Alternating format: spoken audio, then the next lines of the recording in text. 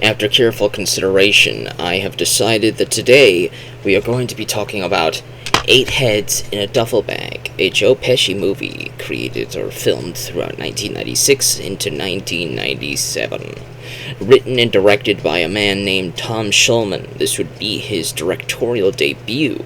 However, he has had credits throughout the late 80s and early 90s, writing such films as What About Bob, starring Bill Murray, and Honey, I Shrunk the Kids, starring, I forget his name, but he's also in Ghostbusters. He's a really, Rick Moranis, that's it. He's great.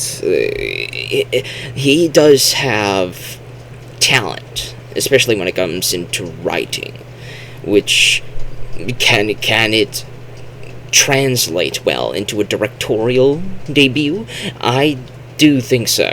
This is his first and, for at least 25 years, only directorial credit. By 2022, apparently he has another one where he directed, let's see if I can find it again. He directed a film called Double Down South. I could not tell you exactly what that film is because I haven't seen it, but according to IMDb, he has directed that film as well. So that's 2 directorial credits, but for at least 25 years, this was his only directorial credit. I don't know why. Perhaps this film bombed. Well, according to Wikipedia, the film didn't exactly bomb, but it didn't exactly make a lot of money either. The production budget was about $3 million, and it turned in about $4 million. About a $1 million profit, though. However, we also have to quantify all sorts of other expenses outside of the production of the actual film itself, such as marketing and other such things. So perhaps it did lose money, and that might be why Tom Schulman never had another directorial credit after this film, though he would go on to write plenty of other scripts, because he's decent at that. And honestly, if you can recognize Tom Schulman's writing tact at the script and all that stuff, and if you've seen films like What About Bob and Honey, I Shrunk the Kids, and you see the tone, how everything flows together and all that stuff, then when you watch Eight Heads in a Duffle Bag, which was made after those 2 films, you might be able to notice his writing style.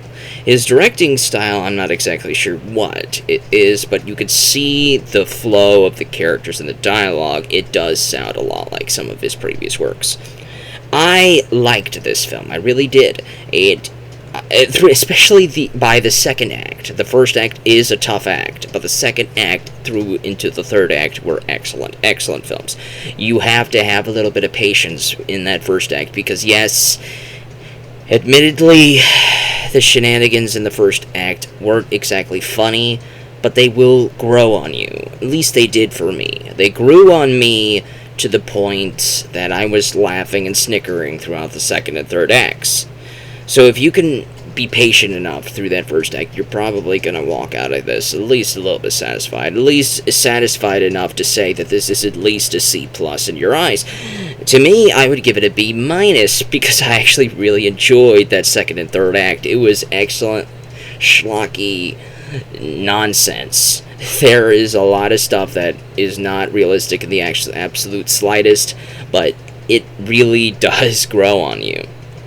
The comedy is surrounding the actual title, Eight Heads in a Duffle Bag. Joe Pesci plays a mobster-type character who is tasked with carrying a duffel bag that holds 8 severed heads in plastic bags. He has to take this duffel bag through the airport to another location to deliver it to the mob boss. He didn't exactly kill these 8 people, but he has to play courier. And while on the airplane, there's a guy sitting next to him who also brings an identical duffel bag aboard the plane. So, shenanigans ensue. The bags get switched. This is more of a film from, what's his face? David Spade's in this, and he's actually really funny in this. I'm not normally a fan of David Spade, but when I see him in this film, he is pretty funny. Trying to find the name of the Charlie. That's the name of the other character in this film. He was the actual main character, despite Joe Pesci getting top billing. The actual main character of the film is Charlie, played by Andy Comau.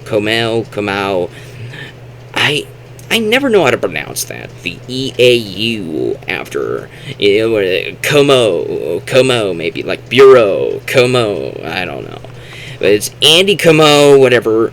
Andy, he plays a character named Charlie, who is an absolute doofus of a man who thinks he's been invited by his girlfriend to spend a weekend with his girlfriend's parents in Mexico, Baja.